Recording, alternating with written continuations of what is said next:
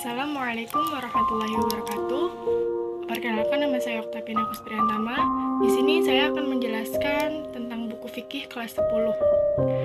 Bab pertama yaitu fikih dan perkembangannya. Kata fikih adalah bentukan dari kata fiqhun yang secara bahasa berarti fahmun amiq, yang artinya pemahaman yang mendalam, yang menghendaki pengerahan potensi akal. Ilmu fikih secara terperinci terbagi menjadi 4, yaitu ubudiyah atau ibadah, yaitu yang menjelaskan tentang hukum-hukum hubungan manusia. Yang kedua yaitu muamalah atau transaksi, yaitu bagian yang menjelaskan tentang hukum-hukum hubungan antara manusia dengan sesamanya dalam berbagai transaksi finansial. Yang ketiga, munakahat atau pernikahan, yaitu bagian yang menjelaskan tentang hukum-hukum yang berkaitan dengan pernikahan dalam Islam. Yang keempat yaitu jenayah atau hukum perdata, yaitu bagian yang menjelaskan tentang hukum-hukum perdata dalam Islam. Periodisasi perkembangan Islam fikih, yang pertama itu periode Rasulullah SAW yang terbagi menjadi periode Mekah dan periode Madinah. Yang kedua, periode sahabat. Yang ketiga, periode tadwin. Yang keempat, yaitu periode taklid. Ibadah adalah segala amal atau perbuatan yang dicintai dan diridhoi Allah, baik berupa perkataan, perbuatan, atau tingkah laku. Bab kedua yaitu penyelenggaraan jenazah. Setiap manusia pasti akan mengalami kematian yang didahului dengan sakaratul maut. Ada 4 hal yang wajib dilakukan oleh keluarga yang telah ditinggal meninggal, yang hukumnya fardu kifayah, yaitu yang pertama memandikan, yang kedua mengkafani, yang ketiga mensolatkan, yang keempat menguburkan. Memandikan yaitu membersihkan dan mensucikan tubuh mayat dari segala kotoran dan najis yang melekat di badannya. Mengkafani yaitu membungkus seluruh tubuh dengan kain berwarna putih dan harus dilakukan dengan sebaik mungkin. Mensolatkan jenazah berarti mendoakan dan memohon ampun serta limpahan rahmat kepada Allah Subhanahu wa taala bagi yang telah meninggal dunia. Mengubur jenazah adalah menyemayamkan jenazah di liang lahat sebagai tempat terakhir kehidupan dunia untuk menuju kehidupan akhirat. Keseluruhan penyelenggaraan jenazah difardukan kepada umat Islam. Kewajiban ini akan mendorong setiap orang untuk mempererat dan senantiasa berusaha meningkatkan persaudaraan sesama muslim, sesama hidup. Bab yang ketiga yaitu zakat. Zakat adalah sesuatu yang hukumnya wajib diberikan dari sekumpulan harta benda tertentu menurut sifat dan ukuran tertentu kepada golongan tertentu yang berhak menerimanya. Hukum mengeluarkan zakat adalah fardu ain. Macam-macam zakat, yaitu yang pertama zakat fitrah, yaitu zakat yang wajib dikeluarkan oleh setiap muslim setahun sekali berupa makanan pokok sesuai kadar yang telah ditentukan oleh syara, untuk memberi makan kepada orang-orang miskin serta sebagai rasa syukur kepada Allah atas selesainya menunaikan kewajiban puasa agar kebutuhan mereka tercukupi pada hari raya. Adapun syarat-syarat wajib zakat fitrah terdiri atas yang pertama yaitu Islam, yang kedua lahir sebelum terbenam matahari pada hari penghabisan bulan Ramadan, yang ketiga memiliki kelebihan harta dan keperluan makanan untuk dirinya sendiri dan untuk yang wajib dinafkahinya, baik manusia ataupun binatang, pada malam hari raya dan siang harinya. Sisa bahan makanan sebanyak 1 sa, yaitu sekitar 2,75 kg untuk dirinya dan keluarganya selama sehari semalam ketika hari raya. Yang kedua yaitu zakat mal, ialah segala sesuatu yang dimiliki atau dikuasai dan dapat dipergunakan. Jadi zakat mal juga juga disebut zakat harta, yaitu kewajiban umat Islam yang memiliki harta benda tertentu untuk diberikan kepada yang berhak sesuai dengan ketentuan nisab, ukuran banyaknya, dan dalam jangka waktu tertentu. Adapun tujuan daripada zakat mal adalah untuk membersihkan dan menyucikan harta benda mereka dari hak-hak kaum miskin di antara umat Islam. Syarat-syarat harta yang wajib dikeluarkan zakatnya. Yang pertama, harta tersebut harus didapat dengan cara yang baik dan halal. Yang kedua, harta tersebut berkembang dan berpotensi untuk dikembangkan, misal melalui kegiatan usaha, perdagangan, dan lain-lain. Yang ketiga, milik penuh harta tersebut di bawah kontrol kekuasaan pemiliknya dan tidak tersangkut dengan hak orang lain. Yang keempat, mencapai nisab, mencapai jumlah minimal yang menyebabkan harta terkena kewajiban zakat. Yang terakhir, yang kelima, yaitu sudah mencapai 1 tahun kepemilikan. Yang berhak menerima zakat ada 8 golongan atau kelompok, yaitu fakir, miskin, amil, mu'alaf, budak, gharim, fisabilillah, dan ibnu sabil. Dalam rangka meningkatkan kualitas umat Islam Indonesia, pemerintah telah membuat peraturan perundang-undangan tentang pengelolaan zakat, yaitu Undang-Undang Republik Indonesia nomor 23 tahun 2011 tentang pengelolaan zakat. Yang zakat undang-undang ini merupakan pengganti Undang-Undang nomor 18 tahun 1999. Bab 4, yaitu haji dan umroh. Haji adalah menyengaja mengunjungi Ka'bah untuk mengerjakan ibadah yang meliputi tawaf, sa'i, wukuf, dan ibadah-ibadah lainnya untuk memenuhi perintah Allah Subhanahu wa taala dan mengharap keridhoannya dalam waktu yang telah ditentukan. Hukumnya wajib ain, sekali seumur hidup bagi setiap muslim yang telah mukallaf dan mampu melaksanakannya. Syarat-syarat wajib haji yaitu yang pertama, beragama Islam, tidak wajib dan tidak sah bagi orang non-muslim. Yang kedua, berakal, tidak wajib haji bagi orang gila dan orang bodoh. Yang ketiga, balik, tidak wajib haji bagi anak-anak. Yang keempat, merdeka, tidak wajib bagi haji budak atau hamba sahaya kalau budak mengerjakannya. Hajinya sah apabila telah merdeka, wajib melaksanakannya kembali. Yang kelima, yaitu kuasa atau mampu, tidak wajib bagi orang yang tidak mampu, baik mampu harta, kesehatan, maupun aman dalam perjalanan. Rukun haji yang pertama yaitu ihram, yaitu berniat memulai mengerjakan ibadah haji maupun umroh. Yang kedua, wukuf di padang Arafah, yaitu hadir mulai tergelincir matahari waktu zuhur tanggal 9 Zulhijjah sampai terbit fajar tanggal 10 Zulhijjah. Yang ketiga, tawaf.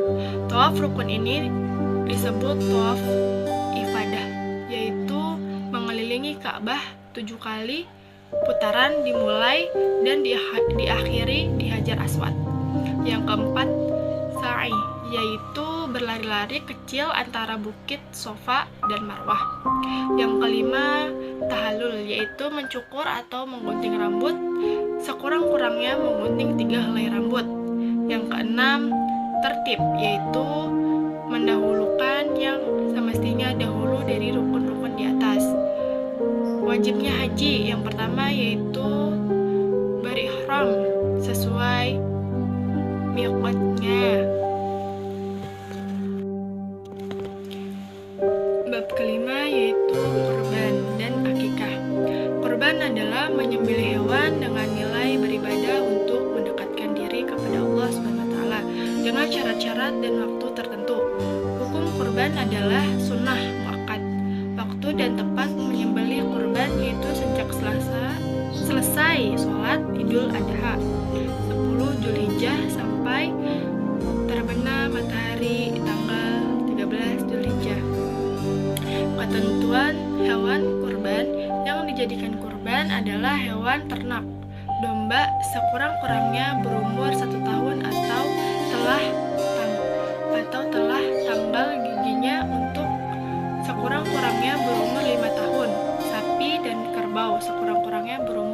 tahun. Daging kurban sebaiknya dibagikan kepada fakir miskin masih mentah dengan ketentuan sebagai berikut. Yang pertama, 1/3 untuk yang berkurban dan keluarganya. Yang kedua, 1/3 untuk fakir miskin. Yang ketiga, 1/3 untuk hadiah kepada masyarakat sekitar atau disimpan agar sewaktu-waktu bisa dimanfaatkan. Akikah adalah binatang yang disembelih pada saat hari ke-7 atau kelipatan 7 dari kelahiran bayi, disertai mencukur rambut dan memberi nama yang baik kepada anak yang baru dilahirkan. Hukum akikah sunnah bagi orang tua atau orang yang mempunyai kewajiban menanggung nafkah hidup si anak. Jenis dan syarat hewan akikah. Akikah untuk anak laki-laki 2 ekor dan untuk anak perempuan 1 ekor. Adapun binatang yang dipotong untuk akikah, syarat-syaratnya sama seperti binatang yang dipotong untuk kurban. Kalau pada daging kurban disunahkan menyedekahkan sebelum dimasak, sedangkan daging akikah sesudah dimasak. Penyembelihan akikah dilakukan pada hari ke-7 dari kelahiran anak. Jika hari ke-7 telah berlalu, maka hendaklah menyembelih pada hari ke-14. Jika hari ke-14 telah berlalu, maka hendaklah pada hari ke-21. Bab 6 yaitu kepemilikan. Kepemilikan adalah hubungan secara syariat antara harta dan seseorang yang menjadikan harta terkhusus kepadanya dan berkonsekuensi boleh ditasarufkan dengan segala bentuk tasaruf selama tidak ada pembekuan tasaruf. Kepemilikan utuh adalah kepemilikan seseorang terhadap barang sekaligus manfaatnya. Isti'la ala al-mubah adalah kepemilikan seseorang terhadap barang yang belum pernah berada dalam kepemilikan seseorang dan tidak ada larangan syariat untuk memilikinya. Al-uqwat adalah kepemilikan seseorang terhadap barang dengan cara transaksi. Khalafiyah adalah kepemilikan seseorang terhadap barang dengan cara pergantian, baik berupa pergantian orang yang dikenal dengan istilah warisan atau berupa pergantian barang yang dikenal dengan istilah ganti rugi. Tawallud min al-mumluk adalah kepemilikan seseorang terhadap barang hasil dari apa yang dimiliki. Kepemilikan tidak utuh adalah kepemilikan seseorang terhadap barang dan manfaatnya saja. Kepemilikan barang adalah kepemilikan seseorang terhadap barangnya saja, yakni barangnya ia miliki sedangkan manfaatnya milik orang lain. Kepemilikan manfaat adalah kepemilikan seseorang terhadap manfaatnya saja, sedangkan barangnya milik orang lain. Akad secara khusus adalah ijab dan qabul dengan cara yang dilegalkan syariat dan berkonsekuensi terhadap barang yang menjadi objek akad. Bab ke-7 yaitu jual beli. Jual beli adalah tukar-menukar materi yang memberikan konsekuensi kepemilikan barang atau jasa secara permanen. Bab 8 yaitu muamalah perserikatan. Wakalah adalah mewakilkan atau menyerahkan pekerjaan kepada orang lain agar bertindak atas nama orang yang mewakilkan selama batas waktu yang ditentukan. Asal hukum wakalah adalah mubah, tetapi bisa menjadi haram bila yang dikuasakan itu adalah pekerjaan yang haram atau dilarang oleh agama dan menjadi wajib kalau terpaksa harus mewakilkan dalam pekerjaan yang dibolehkan oleh agama. Rukun dan syarat wakalah. Yang pertama, orang yang mewakilkan atau yang memberi kuasa, syaratnya ia yang mempunyai wewenang terhadap urusan tersebut. Yang kedua, orang yang mewakilkan atau yang diberi kuasa, syaratnya balik dan berakal sehat. Yang ketiga, masalah atau urusan yang dikuasakan, syaratnya jelas dan dapat dikuasakan. Bab 9 yaitu pelepasan dan perubahan harta. Hibah adalah akad pemberian harta milik seseorang kepada orang lain di waktu ia hidup tanpa adanya imbalan sebagai tanda kasih sayang.